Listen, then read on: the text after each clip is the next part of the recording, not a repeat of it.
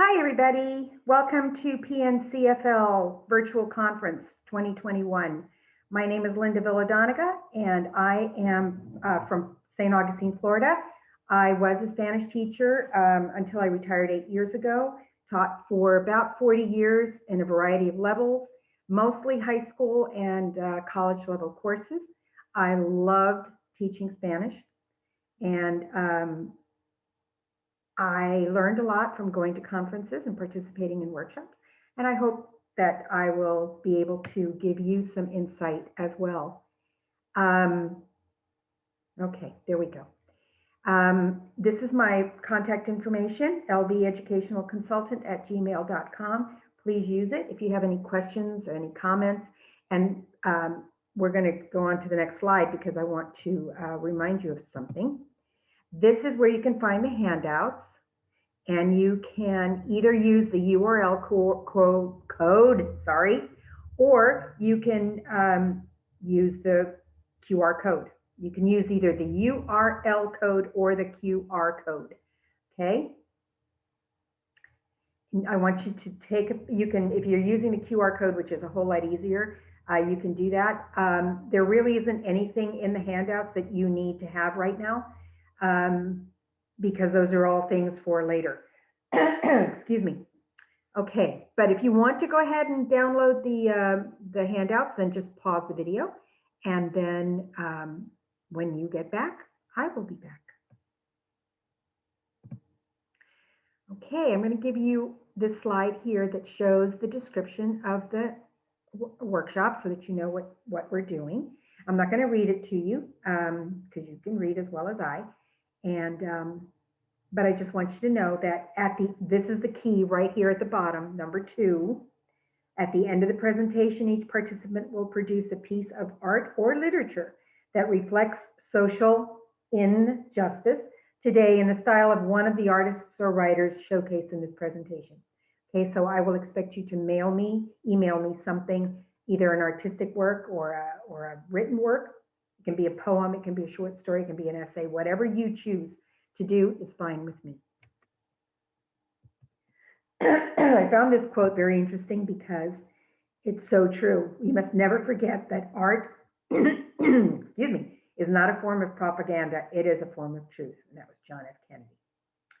So since we're going into the art part first, then I wanted to start off with something like that. Picasso, we all know who Picasso is. He said, "Art is never chaste. Art is dangerous." And he has lots and lots and lots of wonderful paintings, but we're going to talk about 2 of them. But I'm going to tell you just a little background on Picasso in case you don't know all this. He was born 25th of October, 1881, and he died the 8th of April, 1973. He was a Spanish painter. He was born in Malaga. He spent most of his adult life in France, though. He was in exile during the Spanish Civil War. He is regarded as one of the most influential artists of the 20th century. He was a co-founder of Cubism. He was the founder of Cubism, but he was also a co-founder of constructed sculptures, collages, and a whole lot more. He demonstrated an extraordinary talent for art early on. And he began painting in the naturalist style. He left Spain for France, as I said, at the beginning of the Spanish Civil War. And that's a good segue into one of his most famous paintings, if not the most famous painting, Guernica. And it's a powerful anti-war statement. He painted it while he was in France. And he painted it in 1937 following the German bombing of Guernica, which is in the Basque country in the north of Spain, near the Pyrenees Mountains. Some background on the Spanish Civil War. It started in 1936. It was fought among the Republicans and the Nationalists. The Republicans were loyal to the Spanish government and were in opposition to the Nationalists. It was led by a group under Generalissimo Francisco Franco, known that way for many years. The Nationalists prevailed, but the bombing of Guernica proved to be a critical point in the conflict. The devastation killed thousands of people and devastated the city. And this was Picasso's way of expressing his distaste for war and distaste for what was going on in Spain at the same time. Most of the victims of the bombing were women and children, because the men in the city had gone to serve in one of the two factions, mostly Republicans. That is why in the painting, most of the characters, most of the people depicted in it are women. There is a, they aren't the first thing that you see or that your eye is drawn to when you see the painting. For me, the first thing I noticed was the eye above. It's kind of like overlooking everything. It's a grand scale. It's huge. It's a huge painting if you've ever seen it. It is lacking in color. It's done in black and white and gray tones to bring out even more of the warlike scene. It is done in the Cubist style, and you can step back, and I wouldn't say you want to go too far back to see it when you see it in person, but you can step back and it's almost like the details become clearer. There are broken and or melting figures throughout the painting. Everywhere you look, you see devastation. Guernica might be a lie, but it is a replication and interpretation of the events. It has become a symbol of peace that has outlived Picasso and the conflict. It memorializes the highlights, and that's kind of an awkward word to use for that, but it helps us remember the devastation that war can cause. There's a lot of symbolism in this painting.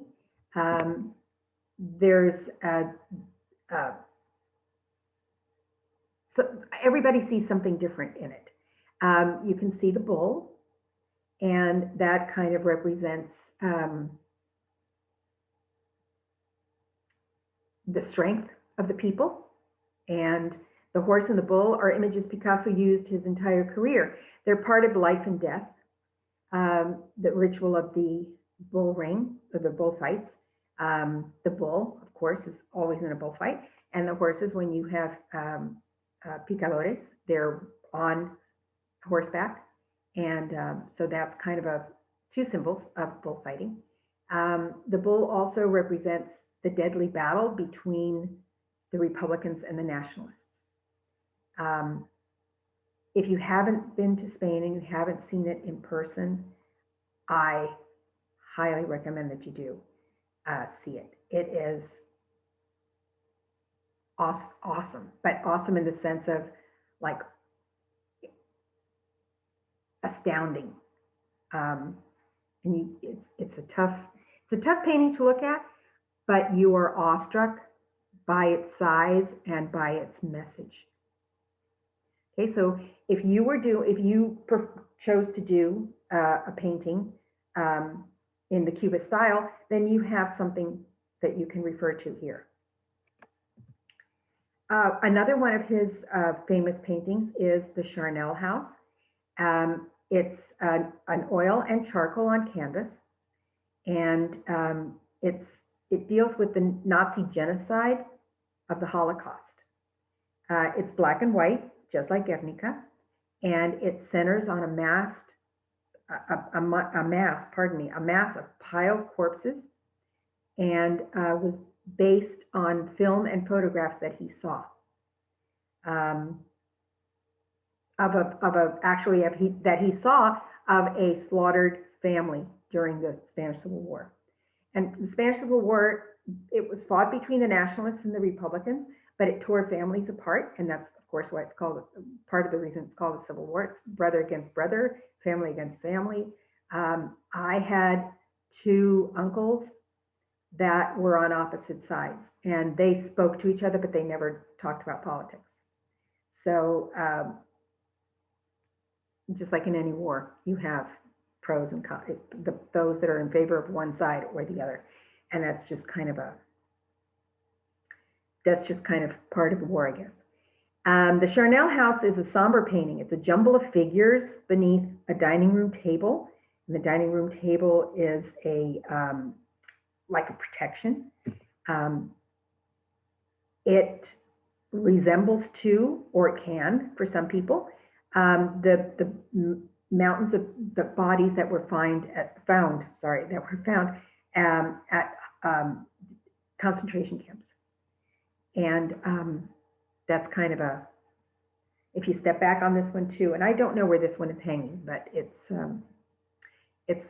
very descriptive of his style for sure.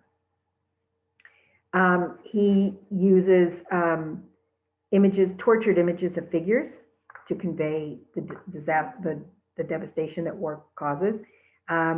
He has contorted bodies of men and women and children. They're sprawled. And so you get the feeling of something about to happen that isn't good at all.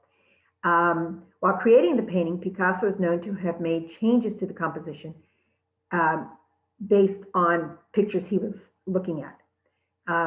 So if he found a new picture, then he made some changes. It's limited to black and white and gray. Again, he thought that color weakened the image, and so he took color away from these paintings. He wanted the topic or the theme to be the star. He spent about 6 months working on this painting, and you can see some of the graphic work is similar to Goya. So that is Picasso. And I only chose two because these are the two that actually fit the topic of the workshop. The next painter is Dali, and we don't often think of Dali as a painter that exemplifies protesting war or protesting anything, but he did do several that were against the injustices of society. Dali was born in Spain also, along the coastline, the Costa Brava, which is on the eastern side of Spain. This is the first one, the invention of the monsters. And the invention of the monsters was painted in 1937, so it was during the Spanish Civil War. He created monstrous visions of a world turned inside out by war. He used somber colors to give the viewer, the person who's looking at the painting, a sense of something ominous happening. You can see the fire in the distance, and you can see a burning giraffe. There is an hourglass and a butterfly.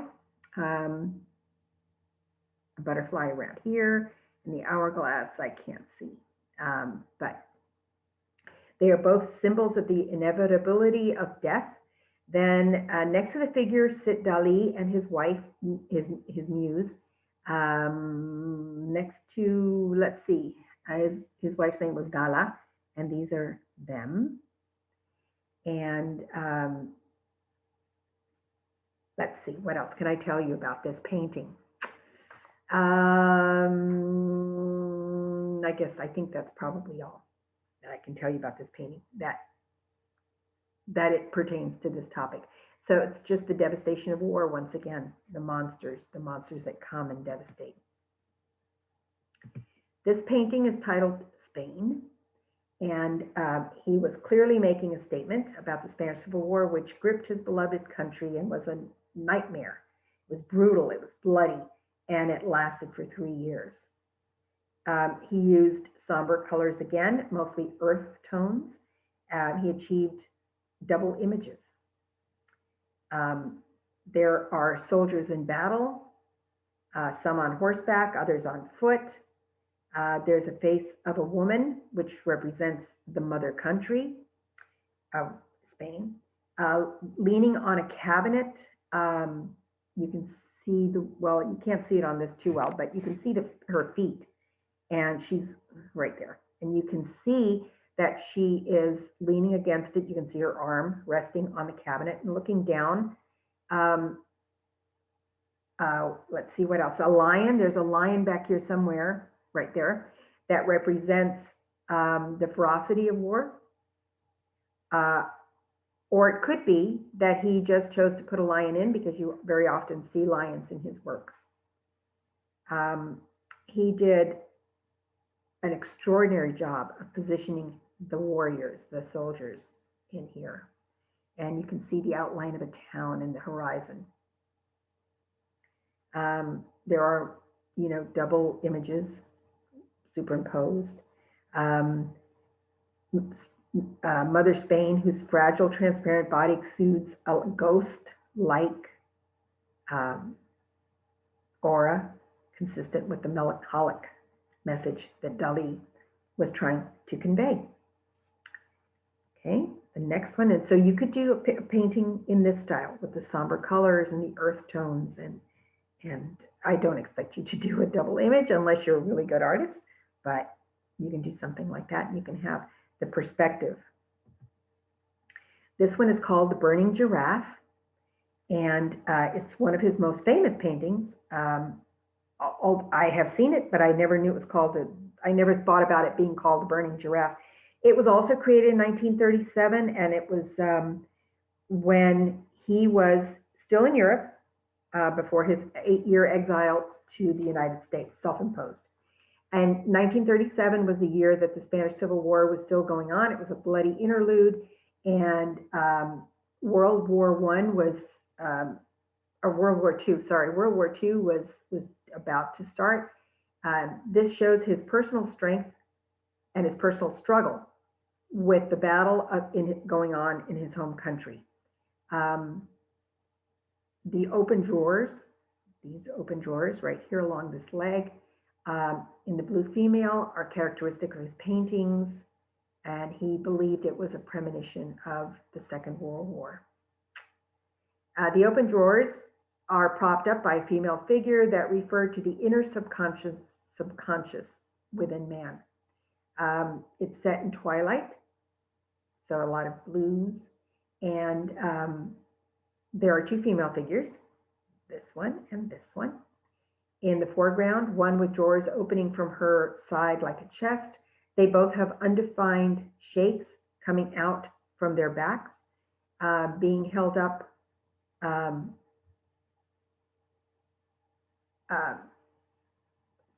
with things that look like crutches, and the old-timey crutches. The hands, the forearms, and the face of the nearest figure are stripped down to the muscular tissue below the skin. And the face nearest us is stripped down. You can see it, she's totally stripped down, this one. This one you can't tell so much because she's in the background there. The chest drawers and the crutches are often used in his paintings. The next one is called Soft Construction with Boiled Beans, and it's premonition of Civil War. You can see this, again, was created to express the horrors of the Spanish Civil War, and he painted it only before the conflict ended. The painting depicts a monstrous and gruesome creature devouring itself, a self-destructive being like war itself. Its grotesque limbs grab each other, squeezing and stamping its head thrown back in both agony and ecstasy. Right here. The painting is wildly grisly and bizarre, but his fastidious technique and realistic treatment remind the viewer of the very real and grave ideas behind it. Dali gave the piece a backdrop of a glorious northern Spanish sky, which contrasts the beauty of tradition with the terror of revolution.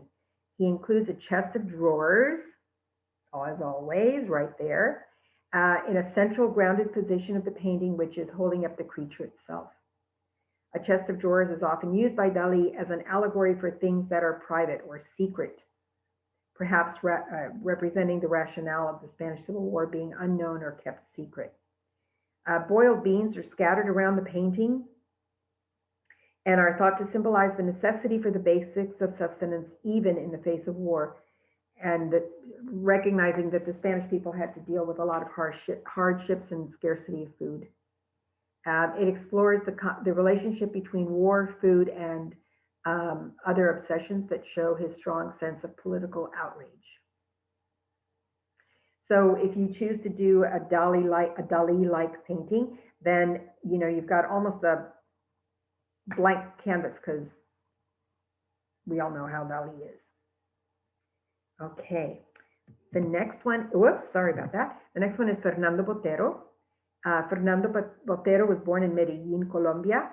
He moved to Bogota in 1951 and had his first international show at the Leo Matisse Gallery.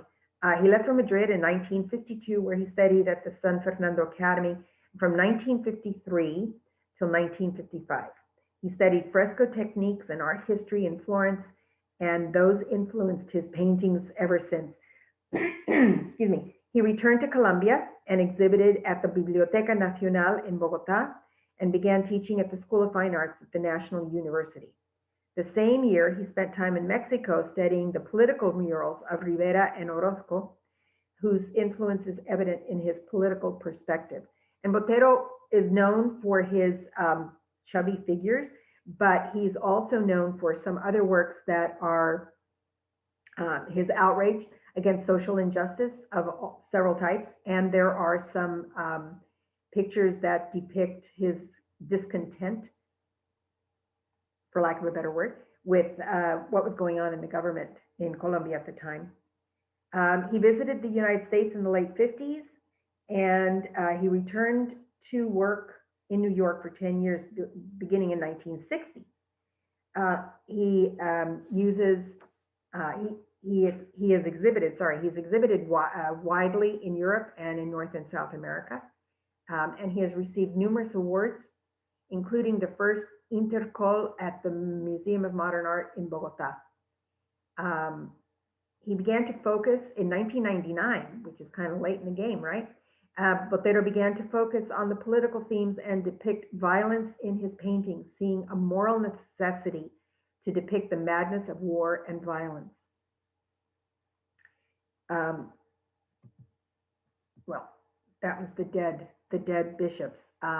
He did one painting called The Massacre in Colombia of 1999. It interprets a historical event and forefronts the individual pain and horror of violent death. The earthquake, which we will see, is another one. This one is called Dead Bishops. And Dead Bishops, he did in 1965. And priests are a recurring subject in Fernando Botero paintings. The priests began to appear in his paintings for several reasons. The influence of religious painting in the Renaissance that he had studied in Italy, but also the fact that it is reminiscent of the Catholic and conservative Antiochian society in which Botero grew up, and in which the power exercised by the church ranged from state politics to daily habits. Botero depicted a mountain of dead bishops on one on top of the other, with no apparent trace of violence, simply lying in a placid collective dream where some still cross with their hands and hold firmly their possessions. The image at the same time is absurd and poetic, and it's imbued with a charming sense of humor that is characteristic of Botero art. You see them kind of just laying there. but it was also a rebuke of the oppression that was exercised by the Catholic Church. The next one is called Dancing in Colombia, and it's a little more lighthearted. It is laden with social and political commentary. It depicts a lively cafe filled with music and dance. The room seems overcrowded, and details such as the cigarettes and the fruit on the floor suggest that the night is long in the seedy place. One can imagine the intoxicating confluence of loud music and odors of sweat, tobacco, liquor, and cheap cologne that fill the space. And you can see the musicians are large compared to the couple that is dancing. But here you see his chubby people in his paintings. The next set are two depictions of the death of Pablo Escobar. The first one shows him, it's part of a series, actually. These two paintings are part of a series. In the first one, you can see that Escobar is being riddled with bullets. From whom and from where, we don't know. He is on a rooftop. He presents the version of his death, representing Escobar on the rooftops, falling after being hit by several bullets in front of a landscape that corresponds to the city of Antioch. His intention was not to exalt the character or the scene, but to capture the recent political violence in his country. Later in 2006, Botero created a piece of Pablo Escobar dead, where the drug lord is depicted lying on the rooftop of a house, riddled with bullets, but appearing as if sleeping. And you can see the people underneath, the police officer and the woman just kind of pointing up at him. Botero presents Escobar fleeing the chase across the roofs of Medellin just before being taken down by the police on December 2nd, 1993. He represented Escobar as a giant on the roofs of several houses with bullets raining down. So definitely not a tribute, sort of a tribute to the drug cartels and what happens when a country is overrun with drug lords and drugs. Then we have the presidential family, La Familia Presidencial, which is kind of an interesting painting. Again, the people are chubby, his trademark.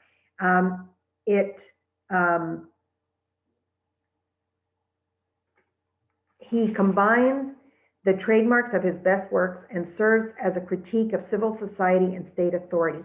It depicts the president of Colombia, the male figure in the back of the group to the left here, his family, and those with whom he shares state power. You can see the military and the clergy. The president, his wife, his daughter, and a grandmother can be seen on the left, while a general and a bishop appear on the right. His depiction might be understood as a veiled critique, but leaves his ultimate motives ambiguous. So you can do a rendition of, or a painting in the style of Botero, remembering that it's mostly chubby people and very, excuse me, very specific events. Sorry, sometimes words fail me. This is the last painting. It's called Earthquake, and it is about the devastation caused by a huge earthquake that hit Colombia, and the devastation it caused. This is not anti-justice, anti-social justice in really any way, other than to say that the government was not doing enough for the people after the disasters caused by the earthquake. Okay, then we get to Frida Kahlo, one of my favorites. Frida Kahlo was born in Mexico. She defied gender stereotypes and refused to alter her masculine features. She smoked, boxed, won tequila challenges against men, dressed like a man in a family portrait. Here she is. contrasting to her mother and sisters who wore dresses. And she still embraced her femininity, wearing colorful dresses and decorating her hair with braids and flowers. But she also refused to alter her masculine features. And here you see one of her self-portraits, dressed like a man. She always exaggerated her unibrow and the mustache of herself when she painted herself. Those are two things that you can see right away. She was openly bisexual. She had multiple affairs with both men and women throughout her marriage to Diego Rivera, and she made no apologies or excuses for her sexual choices, which was a very bold act for her time. She painted real women and real experiences. She deviated from the traditional depiction of female beauty in art and instead chose to paint raw and honest experiences that so many women face, like childbirth. Her subject matter included abortion, miscarriage, birth, and breastfeeding, among other things, often seen as taboo and, like many female experiences, altogether ignored. So you can see this is her, and though she never had any children, she did miscarry several times. And there's like pictures of kind of grisly death around her. She defied her destiny as a victim. She didn't ever let it get her down. She experienced an immense amount of suffering and pain throughout her life. She contracted polio at the age of 6. She suffered from spina bifida, and then at the age of 18, she suffered a near fatal car accident. She was riding a trolley that left her unable to bear children. While so many women are depicted as the victim, Frida demonstrates that pain is an intrinsic part of life, but does not define us. And she looks like she's all scarred here, but that is part of her defying her destiny as a victim. She embraced weirdness. She relished in breaking the rules, both in her art and in her life. She surrounded herself with other inspiring creatives and thinkers. One of the reasons her work is so widely celebrated is because it was unlike anything preceding it. And here you can see her unibrow and her peach fuzz on her lips. Though she was still aware of her uniqueness, she encouraged others to embrace their inner weirds too. So she surrounds herself with monkeys and cats and birds and butterflies and all kinds of things. And to sum up Frida, she was so fierce. She did not shy away from politics either. In the elite national preparatory school, she became a voracious reader and was exposed to, pardon me, indigenismo, an ideology which sought to rid the Mexican mindset of the superiority of Europe. Her father was of Lebanese descent. She also became part of the Cachucas, an informal group which rebelled against everything conservative, played pranks, and discussed philosophy. Her enduring importance to many as a key Mexican feminist is reflected in the floods of women and men who continued to visit La Casa Azul, her cobalt blue walled former house in the Coyoacán district of Mexico City. She was among the great feminists of the 20th century. She frequently stood in a league of her own. Her cult-like personality accompanies her artwork in creating a legacy of female strength that has spanned far beyond her years. She represented a complex version of femininity that challenged the status quo of female public existence, and she did this in two main ways. The first was through her art, much of which is explicitly and unapologetically feminine in nature and speaks to bold and sometimes painful female themes that up until then had never been openly discussed. The second way in which Kahlo engaged with this divergent brand of feminine expression was through her appearance. Those modes of time, excuse me, those modes time and time again show up in photos and her own artistic representations of herself. They combine to create the strong and unabashed female presentation that has become central to Kahlo's cult of personality. Her enduring importance to many as a key Mexican feminist is reflected in the floods. Oh, I said that. Sorry. They keep going to visit Casa Azul. Her life was never an easy one. She loved self-portraits done during the 40s. She appeared with a shadow of a mustache on her upper lip, and um, she just drew herself as she saw herself, not necessarily how others saw her. The two Fridas, excuse me, this was shortly after her divorce with Diego Rivera. The portrait shows Frida's two different personalities. One is the traditional Frida in Tijuana costume with a broken heart, sitting next to an independent, modern dressed Frida. In Frida's diary, she wrote about this painting and said it was originated from her memory of an imaginary childhood friend. Later, she admitted it expressed her depression and loneliness with the separation from Diego. In this painting, the two Fridas are holding hands. They both have visible hearts, and the heart of the traditional Frida is cut and torn open. The main artery, which comes from the torn heart down to the right hand of the traditional Frida, is cut off by the surgical pincers held in the lap of the traditional Frida. The blood keeps dripping onto her white dress, and she is in danger of bleeding to death. The stormy sky, filled with agitated clouds, may reflect Frida's inner turmoil. In this one, thinking about death, during the years of Frida's life, she was tortured by numerous illnesses and complications.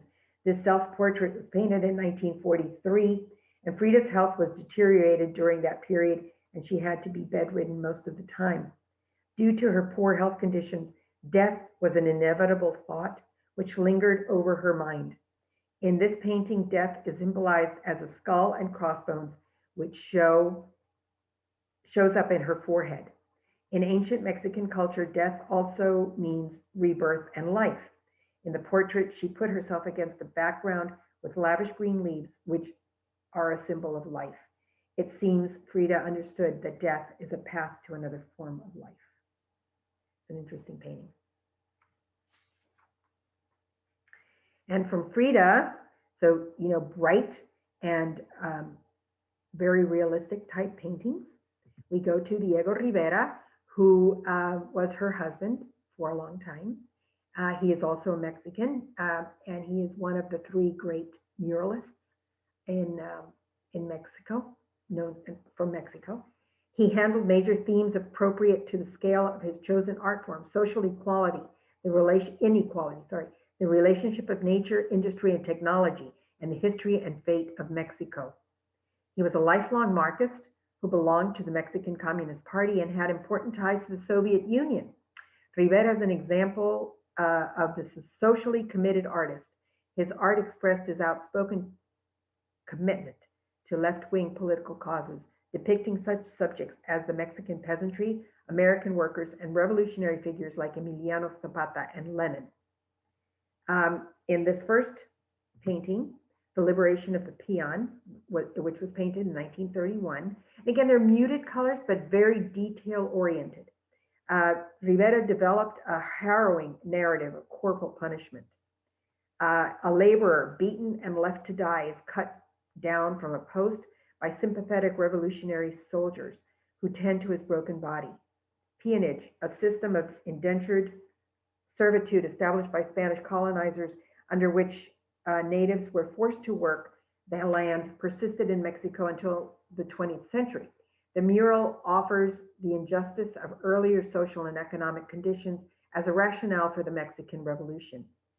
The artistic work of Diego Rivera, whose socialist murals of the 1930s depicted an onrush of capitalism and its effects on labor and rural cultivators in Mexico. The next one is called Sugarcane. It was painted in 1931. It is set on a sugar plantation. It's a portable mural, and it introduces the tensions over labor, race, and economic and inequality that simmered in Mexico after the revolution. In the foreground, you can see an Indian woman with the traditional braids and white clogs of the peasant. Um, then she's cutting papayas from a tree while her children collect the fruit in reed baskets. Behind them, dark-skinned men with bowed heads gather branches of sugarcane. A foreman with distinctly lighter skin and hair watches over them on horseback, and in the background, a pale hacendado, wealthy landowner, languishes in a hammock. In this panel, Rivera adopted Marxist ideas about class struggle, an understanding of history born in the industrialized Europe, to the context of Mexico, a primarily agrarian country until after World War II.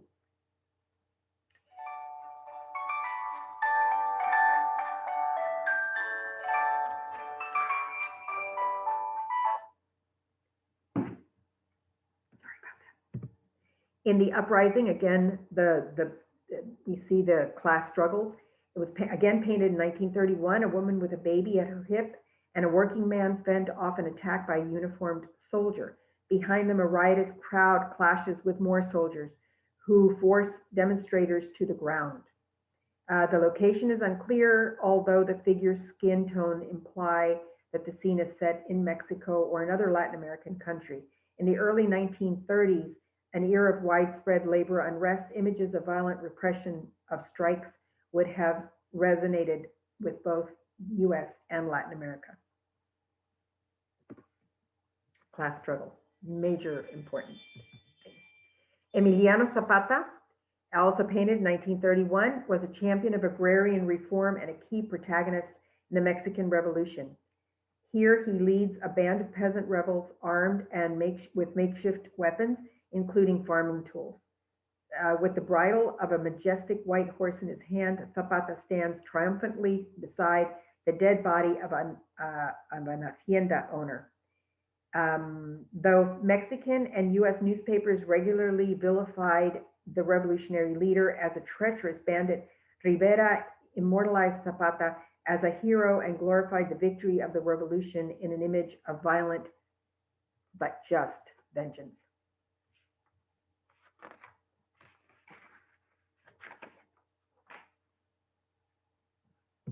In frozen assets, which are done in more lighter tones, Rivera, it took him 2 years to paint this. He started in 1931, he finished in 1932. He coupled his appreciation for New York's distinctive vertical architecture, seen in the background, with a potent critique of the city's economic inequalities. The panel's upper register features a dramatic sequence of largely recognizable skyscrapers, most completed within a few years of Rivera's arrival in New York. In the middle section, a steel and glass shed serves as a shelter for rows of sleeping men, pointing to the discomposed labor that made such extraordinary growth possible during a period of economic turmoil. Below, a bank's waiting room accommodates a guard, a clerk, and a trio of figures eager to inspect their mounting assets in a vault beyond. Rivera's jarring vision of the city in which the masses trudge to work, the homeless are warehoused, and the wealthy squirrel away their money struck a chord in 1932 in the midst of the Great Depression. And from there, we transition to street art. This isn't really street art. This one is In Search of a New Home, and it's painted by Eric Almanza. I put it in there because we are in the midst of, and have been for decades, of illegal immigration coming from our southern border. And this is just a depiction by a Hispanic artist, Eric Almanza, who shows a family trying to get across the border, scaling a fence, trying to get across the border. And this one is an homage, sort of, to the Sunshine State, my state. It was painted by Justine Fisher, and it is it's an homage to Davis and Martin, who were shot by uh, what is it called? Stand your ground. It was a it's a not a tribute to Stand Your Ground. Definitely not. It's the opposite of that. But it depicts two people who were killed by people who stood their ground, and two unarmed people were shot and killed. Okay, now we talk about street art and graffiti. And street art began as an expression of distaste with what was going on at the time, at any time, any period of time. So it used to be called graffiti in my day. When it first started, I guess, it was called graffiti, and now it's called street art. But I, having seen both, can see the difference. Graffiti to me is more of just stuff painted on a wall that may have meaning, may not have meaning, where street art is like totally different. It expresses an inner feeling from someone. I know a teacher who did a whole project of street art with her students. And if this were a face-to-face conference, I would show you what they did. I just couldn't fit it in. But they talked about social justice or injustice, and street art as a project. And then she had them research different types of street art, and then they each on a paper. Of course, they didn't go out and paint anything on the street, but they depicted their street art, and then had to do a presentation of why they chose what they chose and how what medium they chose to use, oil or charcoal or pencil or what have you, and explain their street art. It was a fantastic project, fantastic. And if I can find a PBL for it, I will include it in the handouts. I don't know that there was a project-based learning actual lesson plan written down, but I have some pictures of it somewhere. I don't quite remember where I had them, but I can find your email. And it was just, I was floored by what these youngish students did. I mean, not very young. They were middle school age and maybe ninth graders. Did some wonderful work. So keep that in the back of your mind. Probably if I were watching this presentation, I would probably tend to do something with street art, and I am not an artist at all. I draw stick people, but I would probably go the route of street art just because it's more, to me, it's more living and breathing, and it's very contemporary. So even though war is horrible, no matter where it is, and hunger and homelessness and all of that, but all of that can be depicted in street art. So let's get going. So here we see this street art, and I don't know where this is, but it talks about homelessness and the housing crisis. You see, it takes up quite a piece of wall, and it depicts a man lying down in the street. And is there a better depiction of homelessness, or one that chills you to the bone? And it's especially, I guess, poignant because of what we're going through with the pandemic and so many people out of work and having to decide what to do with their money, whether to buy food or to put a roof over their family's head or what. And the homelessness is growing by leaps and bounds. The next one depicts domestic violence and women discrimination. It's a pretty vividly colored street art, example of street art, and you can see in the painting the abuse over here. There's abuse of women, there's abuse of children, there's and then the discrimination, which still goes on. Unfortunately, it still goes on. And then we have race and identity and how to fight xenophobia. Black Lives Matter. So you can see this is pretty recent. Solidarity. It's just, I have found a whole new appreciation for street art that I hadn't had before. It is, I think it's a reflection of the times that we can put to paper, or not I, because I can't, so I'm not going to even include myself in the we, but in the greater we, can put art on a wall to express their innermost feelings or their innermost concerns for the world or humanity or whatever it is that they are feeling. And I think it's such a wonderful thing. And we have climate change and environmental causes, effects of global warming, what's going to happen to us, all that good stuff. And then we have, this one is more Hispanic in nature, Liberación Ya, and it's advocating for Puerto Rico's independence.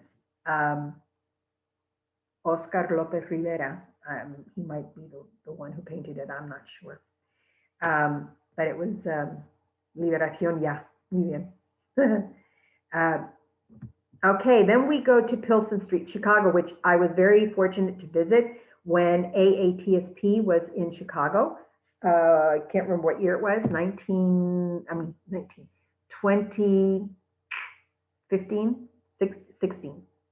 2016, I think it was. And they did one of those tours, and I was very, very pleased to have gone to see it. Pilsen Street is known in Chicago for its public art, and in particular, its many colorful and district murals along 16th Street and beyond. Murals distinguish the neighborhood as a center not only of Mexican culture, but of creativity and self-expression. What began in the late 60s as efforts by Mario Castillo, Ray Patlan, and Marcos Raya to oppose the Vietnam War and unify, inspire, and educate Mexican-American residents about their proud heritage. So that's how that started. But now I was reminded when I read that, as I was doing research for this presentation, I was reminded of the reason that we have stained glass windows in churches. And it was for the people who were illiterate so that they would know the Bible stories. And it kind of reminded me of that, in that when you see street art, you're reminded of something. Whoops, I'm right in the middle of this one. Let's get myself out of here. So street art should do that. It should tell a story without using too many words. This one has lots of words, but we are a nation of immigrants. No deportation, family separation, no detention, no human being is illegal. National security is used to foster inter-ethnic tensions. Whoever did this work was struggling possibly with deportation. Here you see a rendition of Lady Liberty holding with her hand on a child's shoulder. I thought of the DACA kids and the Dreamers, and how much they are in the news these days. And this one I'm not sure. Escucha la voz del poder. I can't read that. But they're very bright, and they're very, if we go back a couple here, like let's see, this one, that's very vividly. I think you can all see that it would have to do with women discrimination or abuse of some sort. And this one, the homelessness, this one is the clearest of all.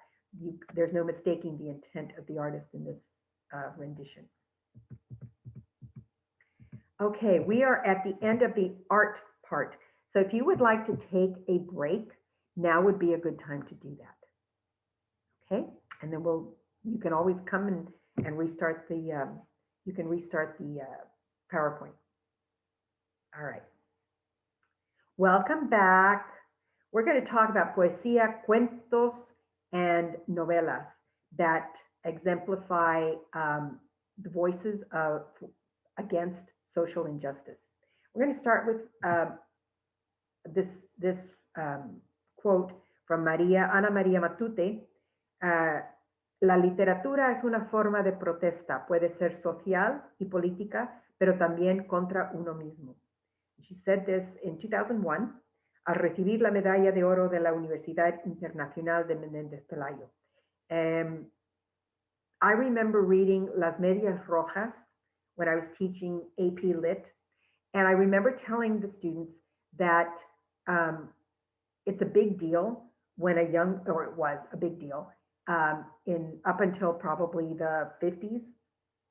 It was a big deal when little boys transitioned into long pants and when girls wore stockings. It was like opening the door to adulthood. And so I always remember that about Las Medias Rojas. And then I came across this quote and I thought, it really is. Literature is a form of protest. We can trace back years to social and political literature. Walden Pond was one. My gosh, Slaughterhouse, whatever it was, Updike's work. I think it was Updike. I mean, you can go back in American literature and find all kinds of social protest literature, but we're going to concentrate on Hispanic literature. And for the most part, these authors that I've chosen are more Latin American than Hispanic, but there's a lot more social unrest in Latin America than there is in Spain. So that could be one of the reasons. This poem is entitled La Voz del Inmigrante, and it was written by Mario Ángel Escobar. There isn't much known about him. He received a BA from UCLA and a master's from Arizona State University, where he taught from 2008 to 2011. He has published several books, has been featured in documentaries, and has been extensively published and given numerous lectures. He came to the U.S. as an unauthorized, unaccompanied minor, fleeing from his country, El Salvador, because he feared for his life. According to him, U.S.-funded soldiers were trying to kill me, is the quote. Despite these adversities, he became an educator and a mentor. His plight has made him an activist who believes that learning is a crucial part of social movements. He fights for immigrants and the vulnerable. So this poem is part of his Voice of the Immigrant. Yo soy la espina dorsal, el canto al final del día, el que acaricia la voluptuosa tierra.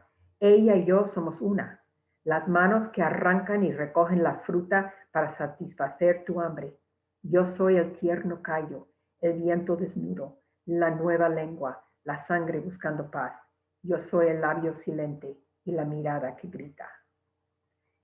That is such a beautiful piece of poetry. And I'm not going to translate it at all. I'm just going to leave it right there. It just says it all.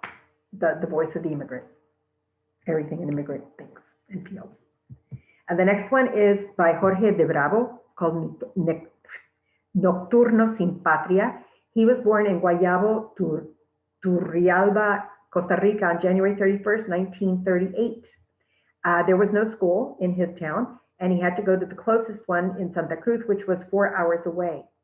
At the Santa Cruz school, the teacher, Doña Teresa de Alban, got him a scholarship from the Board of Education to go to finish primary school in Turrialba.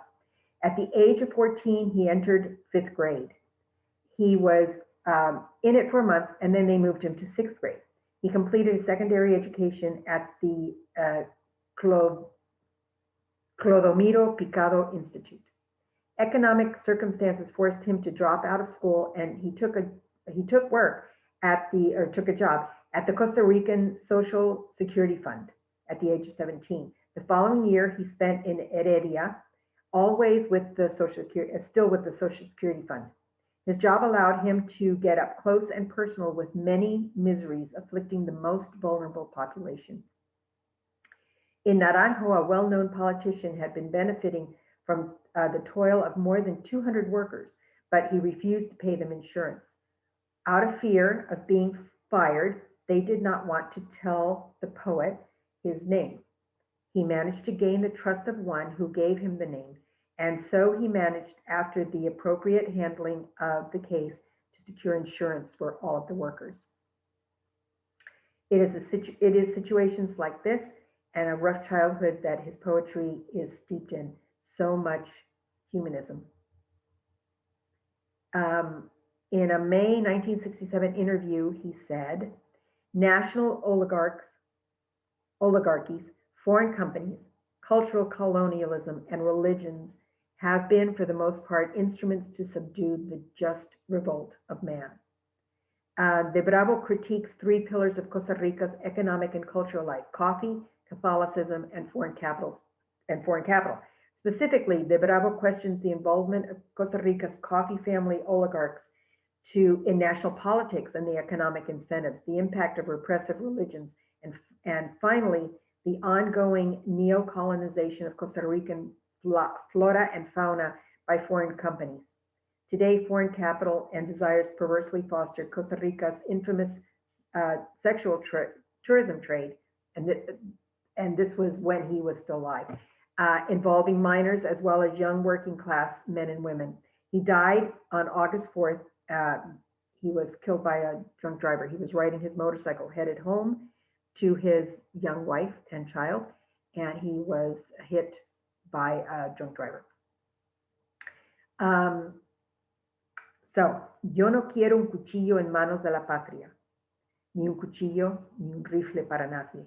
La tierra es para todos, como el aire. Me gustaría tener manos enormes, violentas y salvajes, para arrancar fronteras una a una y dejar fronteras solo al aire. Que nadie tenga tierra como tiene traje, que todos tengan tierra como tienen el aire.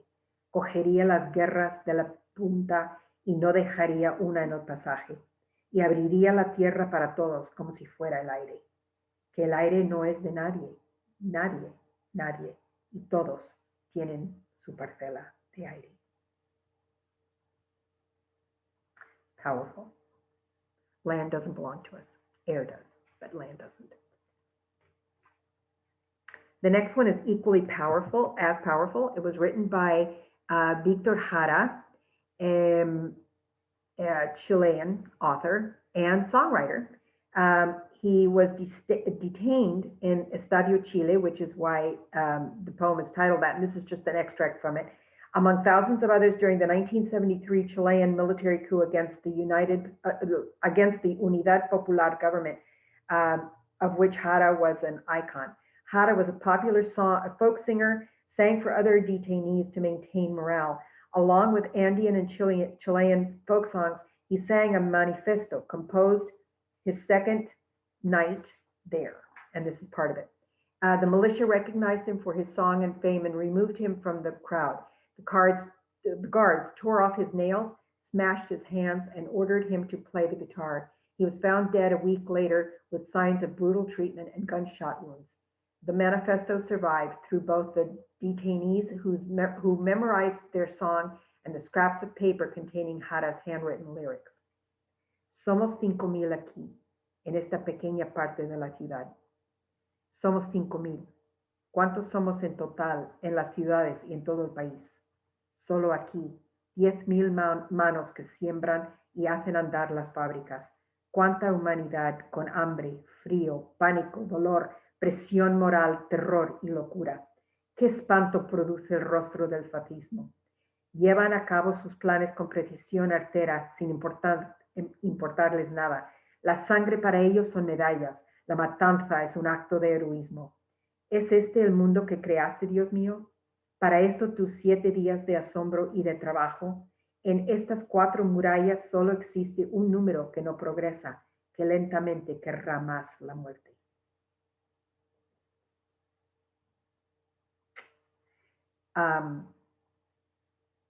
If I knew how to do it, I would have included a rendition of the song, but I don't know how to do that. I'm not techie at all, as you can see. I'm not techie at all. Okay, transition here. Una novela de protesta para adultos sobre la violencia de género. And this is not a piece of literature that I would share with my students at all. But this is one for us to read and to reflect upon and to get an idea of how some things are so deeply held.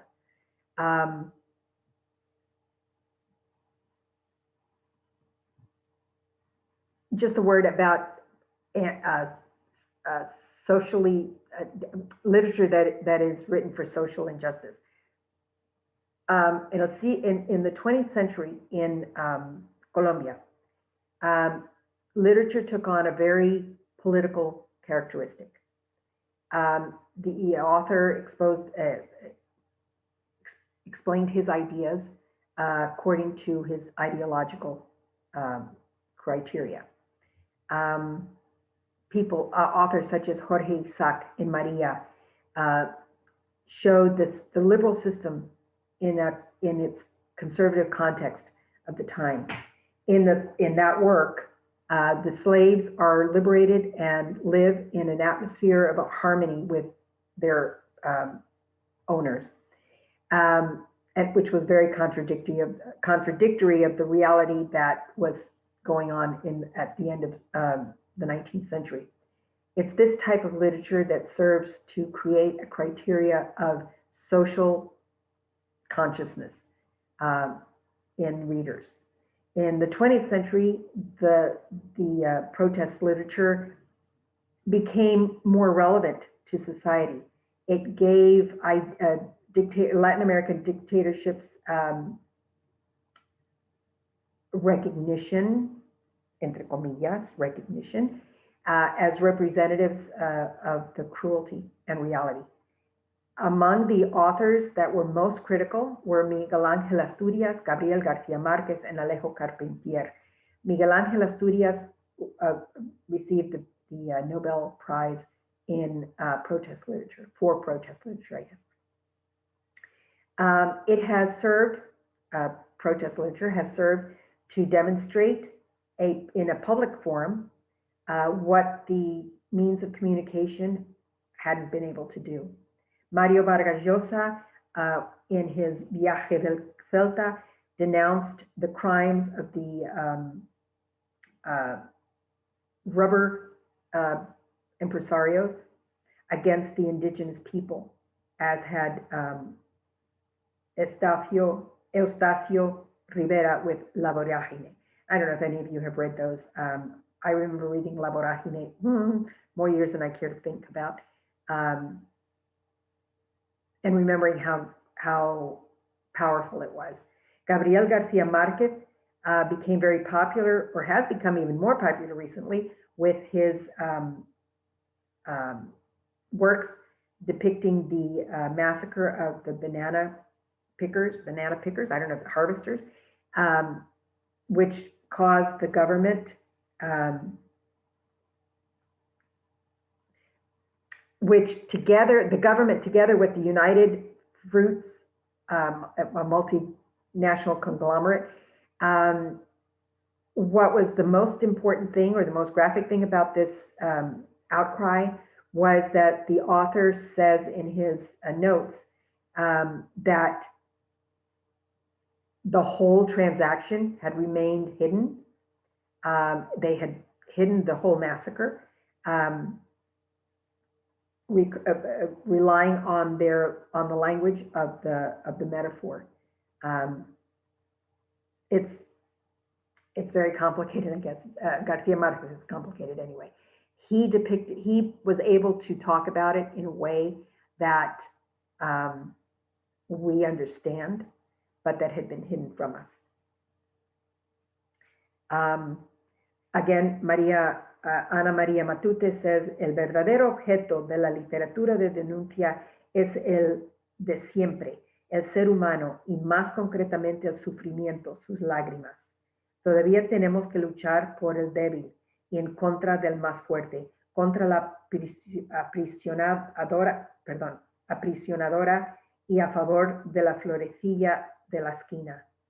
Hemos logrado muchas cosas, pero faltan más. Existen las mujeres talibán posteriormente. Protestemos. So she is still going on, and she's still protesting through her literature, if not in deed. So this is the book that I was talking about that is not for children, and I've got to find it here in my notes. Okay, it was written by Ernestina Sodi Miranda, and I'm not going to tell you anything about it. It's just it's about sexual trade, the trade of women in the sex trade, and it's pretty powerful. It takes place in Japan, and that's all I'm going to tell you about it. I'm looking to buy this novel just to read it and get a feeling for what this social injustice is all about. These are books and stories, and some are poetry, and I put the names of the story as well as the author, as well as what each one is about. So we're going to start with Cajas de Cartón, written by Francisco Jimenez. Francisco Jimenez immigrated with his family to California from Mexico. And as a child, he worked in the fields of California, picking crops. He has a collection of short stories, which is called The Circuit. That's the collection. It's called The Circuit. And Cajas de Cartón is one of the stories in it. I remember reading it with my level 3 kids, maybe even level 2 kids at the end of level 2. And it certainly depicts what the farm workers had to go through, and when the migra was coming and they had to hide, and how the title Cajas de Cartón comes from the fact that they packed everything up into cardboard boxes when they were moving from place to place, unless they were lucky enough to find a farm where they grew a variety of crops and they could be employed all year. But that is not normally the case, although California has better weather to do that. So they were always. And so the children suffer because if it's picking season, they can't go to school because they have to be out in the fields working as well. But on off seasons, if they were lucky enough to be steady hands on that farm, the kids could go to school. And this little boy in Cajas de Cartón was befriended by one of his teachers who showed him how to play the trumpet. He was all excited and just, it's a beautifully written story. And I highly recommend it if you haven't read it. Friends from the Other Side was written, and it's a bilingual book. It's about immigration and poverty. It was written by Gloria Anzaldúa, who it tells the story of 2 children living on opposite sides of the southern U.S. border who become unlikely friends out of curiosity and circumstance. It's loosely based on her own early life in South Texas and tells the story of a young Chicana girl, Prietita, living near the U.S.-Mexican border who befriends and helps a young Mexican boy, Joaquin, who has recently immigrated. The protagonist, the young girl, is playing in her yard when a boy, Joaquin, walks by selling firewood. The two begin to talk, and she notices that the Spanish he speaks is different from what she speaks. She asks if he is from the other side of the river. She also notices that his clothes are dirty and worn, and he has sores on his arms. She thinks about bringing him to the curandera, who heals people. But when she sees his sores, Joaquin feels embarrassed and hurries away. And that's just a little snippet of the story. But it's written in a bilingual way, so there is Spanish and English going on in the book. The next one is Across the Great River. It's written by Irene Beltran Hernandez. It's about illegal immigration. I couldn't find very much information about her at all. Very little information about her. And it appears that I have some pages missing from my notes. It's an adventure story. It'll capture the interest of young readers. It's a story of the Campos family effort to cross the river from Mexico and find what Father Carlos, their father's name, Carlos, hopes to will be a better life. It's recommended for grades 5 through 10, but you know, it's beneficial to anybody who wants a better understanding of what immigrants are going through at the southern border. Among the Volcanoes is written by Omar Castañeda. It's about gender roles. Imagining Isabel also was written by Omar Castañeda, and it is a sequel to Among the Volcanoes. It's about a young woman who wants to be a teacher, but knows she can't be because that's not the traditional role of a woman. And she marries young, but she does get her wish of being a teacher. And you don't have to read one, you don't have to read both. But it gives you an idea of gender roles and the suppression of women. Hairs or Pelitos is written by Sandra Cisneros, and it's a bilingual book. It talks about the differences in all of us and the identity, and she centers it on her family and talks about the different textures of hair and the coloring and whether it's curly or straight or what. It's a cute little snippet of her family, and it's part of The House on Mango Street. It's a story taken from The House on Mango Street. An Island Like You, Stories of the Barrio was written by Judith Ortiz Coffer. It's about gender roles and identity as well. Can't remember what that was about though. Nope, can't do it. Terms of Survival is poetry, and it's about fitting in. I don't remember what that's about either, I'm sorry.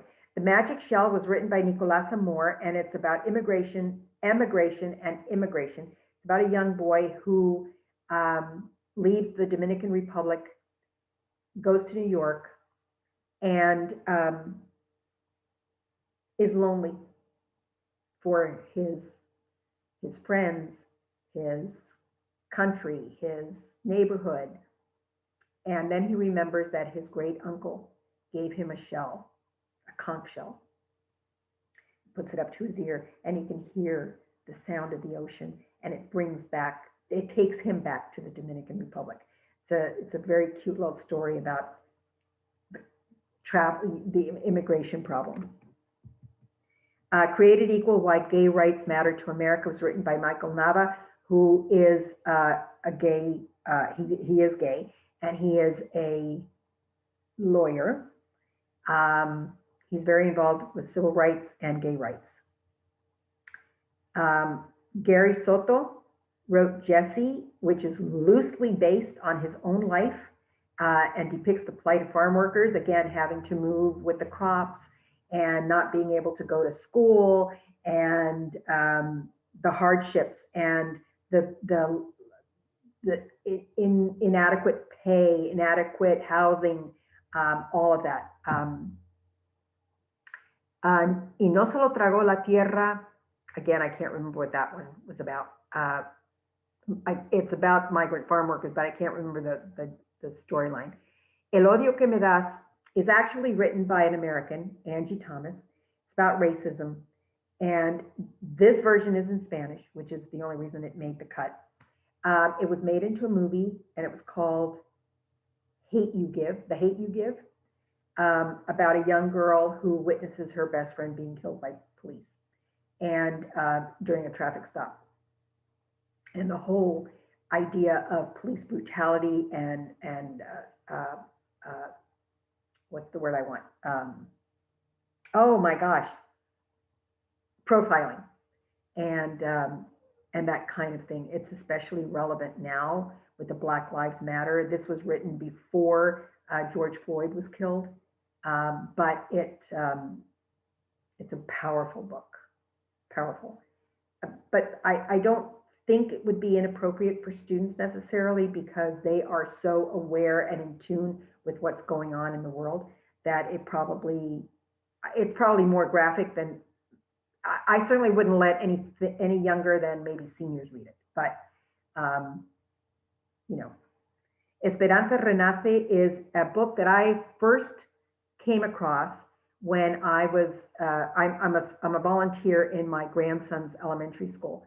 And there was a young lady from Puerto Rico who spoke very little English. She understood a great deal, but she didn't speak it very well. And this was a book that we read in English. It's called Esperanza Rising in English. And it was written by Pam Munoz Ryan. It's a story of a mother and daughter who flee Mexico after the father is killed. And they had had a very cushy life in Mexico. They lived on a big hacienda with horses and servants and all kinds of things.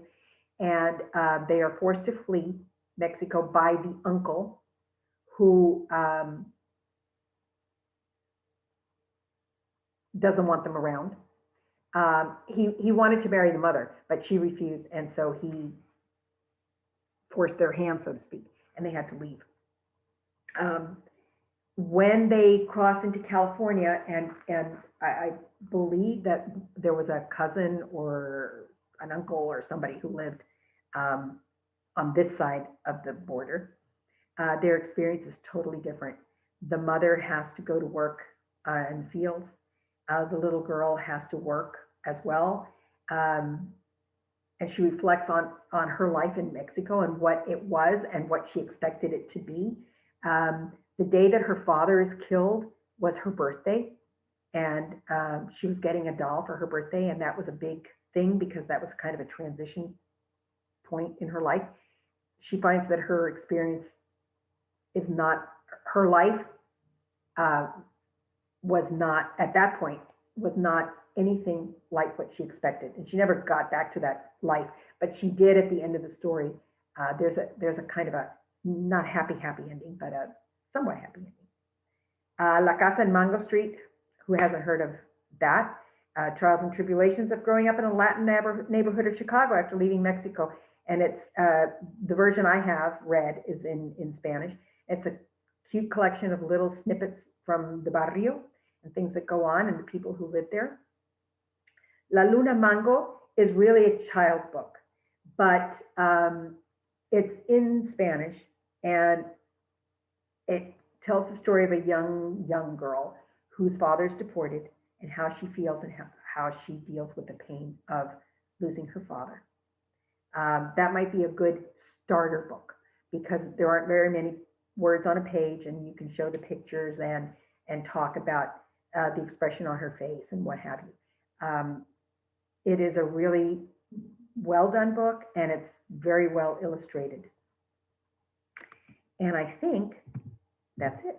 So my reminder is to not forget to send me a piece of art based on a style that you saw here, whether it be Picasso or Dali or Botero or Frida or Rivera or whoever.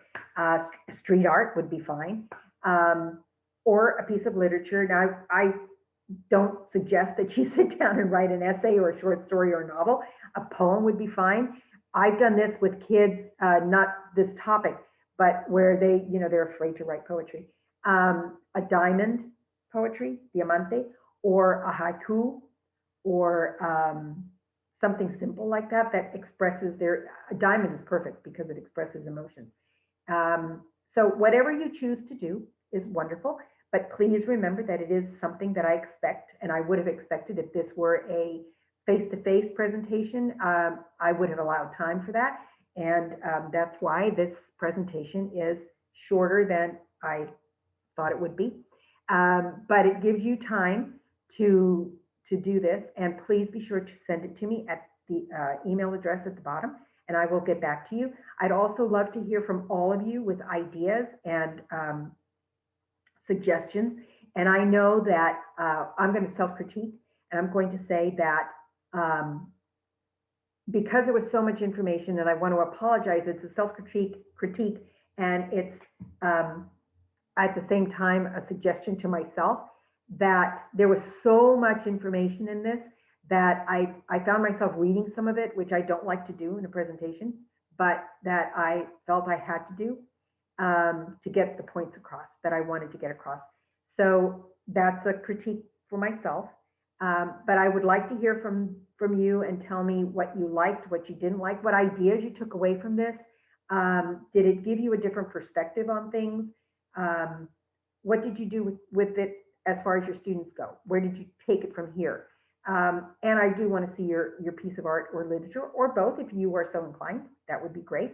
I would like to form a Google group so that we can keep talking about this topic and exchange ideas as we go through a school year. This school year is more than half over for us here in Florida, at least.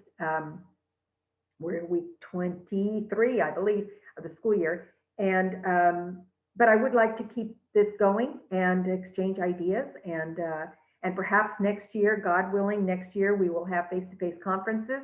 And I would love to meet some of you in person. Anyway, I've enjoyed it so much.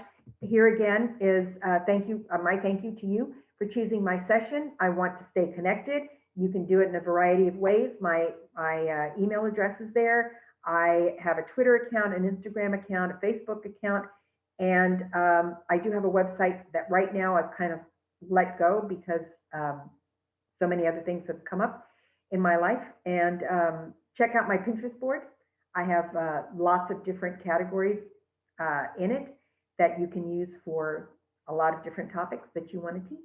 I hope you've enjoyed it. I've enjoyed sharing this with you. It's something that social injustice is something that I am truly passionate about, having been born to immigrant parents in a time when it wasn't quite as